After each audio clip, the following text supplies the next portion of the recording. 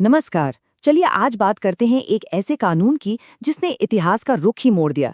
ये ब्रिटिश सरकार की पहली बड़ी कोशिश थी एक ऐसी ताकतवर कॉरपोरेशन को काबू में करने की जो व्यापार करते करते एक बहुत बड़े इलाके पर हुकूमत करने लगी थी। सोचिए, एक कंपनी जो व्यापार करने आई थी वो अब सरकार बन बैठी है। तो सवाल ये उठता है कि उसे कौन संभालेगा। यही वो सबसे बड़ा सवाल था जिसका सामना 18वीं सदी में ब्रिटिश संसद को ईस्ट इंडिया कंपनी को लेकर करना पड़ रहा था। तो यहीं से शुरुआत होती है उस पहले कदम की, जिसे हम जानते हैं 1773 के रेगुलेटिंग एक्ट के नाम से। तो साल था 1773। ब्रिटिश संसद, जिसके प्रधानमंत्री थे लॉर्ड नॉर्थ, एक ऐसा कानून लेकर आई जिसने सब कुछ बदल दिया।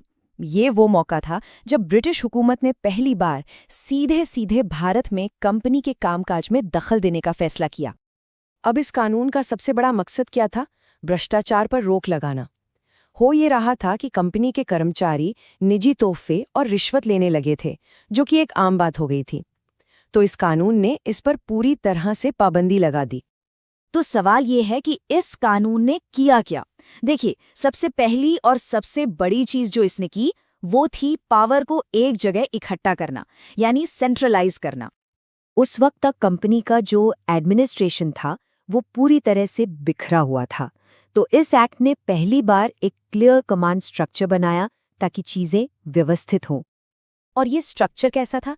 इसमें बॉम्बे और मद्रास प्रेसिडेंसी को बंगाल के अंडर कर दिया गया। मतलब अब से सारे बड़े फैसले एक ही जगह से लिए जाने थे, कलकत्ता से। और इस पूरे सिस्टम के टॉप पर किसे बिठाया गया? बंगाल के गवर्नर को, जिनका पदनाम बदलकर अब हो गया गवर्नर जनरल। और ये जिम्मेदारी पाने वाले पहले शख्स थे वॉरेन हेस्टिंग्स, जिनकी मदद के लिए 4 सदस्यों की एक काउंसिल भी बनाई गई। तो ये तो हुई एडमिनिस्ट्रेशन की बात, लेकिन एक्ट का एक और बहुत बड़ा पहलू था, एक नया जुडिशियल सिस्टम, यानी कानून का राज स्थापित करना। एक्ट पास होने के ठीक 1 साल बाद 1774 में कलकत्ता में स्थापना हुई एक सुप्रीम कोर्ट की। ये भारत में ब्रिटिश न्याय की सबसे बड़ी अदालत थी। तो सवाल उठता है कि इस नई अदालत में कौन थे। देखिए, पहले चीफ जस्टिस बने सर एलिजा इम्बे, और उनके साथ थे 3 और जज, चैम्बर्स, लिमिस्टर और हाइड। न्याय की पूरी जिम्मेदारी अब इनके कंधों पर थी। लेकिन यहीं से कहानी में एक बहुत बड़ा ट्विस्ट आता है। एक समस्या को सुलझाने की कोशिश में अनजाने में ही एक नई और शायद उससे भी बड़ी समस्या खड़ी हो गई। सोचिए, एक तरफ गवर्नर जनरल और उसकी काउंसिल और दूसरी तरफ सुप्रीम कोर्ट। पावर के 2 बड़े सेंटर तो बना दिए, लेकिन ये साफ नहीं किया कि जब दोनों में टकराव होगा तो आखिरी फैसला किसका माना जाएगा। और सारा कन्फ्यूजन इसी एक बात को लेकर था। गवर्नर जनरल का काम था प्रशासन चलाना, सुप्रीम कोर्ट का काम था न्याय करना। पर जब दोनों के रास्ते टकराए तो किसकी चलेगी? इस सवाल का जवाब एक्ट में था ही नहीं।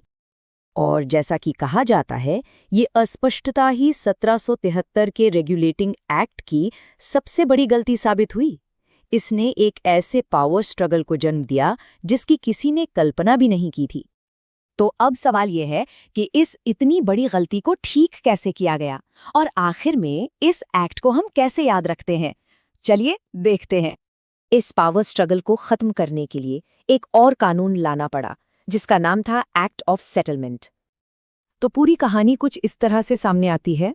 1773 में कंट्रोल करने की पहली कोशिश हुई, 1774 में एक नया जस्टिस सिस्टम बना, और फिर 1781 में जाकर उस पहली कोशिश में हुई गलती को सुधारा गया। 1781 के इस एक्ट ऑफ सेटलमेंट ने आखिरकार ये साफ कर दिया कि गवर्नर जनरल के अधिकार क्या हैं और सुप्रीम कोर्ट के क्या। दोनों के बीच एक लक्ष्मण रेखा खींच दी गई और सालों से चला आ रहा ये टकराव खत्म हुआ। तो आखिर में ये सवाल बचता है, क्या 1773 का रेगुलेटिंग एक्ट एक नाकाम कोशिश थी, या फिर ये वो जरूरी पहली सीढ़ी थी, एक ऐसी नींव जिसके बिना भारत पर ब्रिटिश हुकूमत की पूरी इमारत खड़ी नहीं हो सकती थी? ये एक ऐसा सवाल है जो आज भी इतिहासकारों को सोचने पर मजबूर करता है।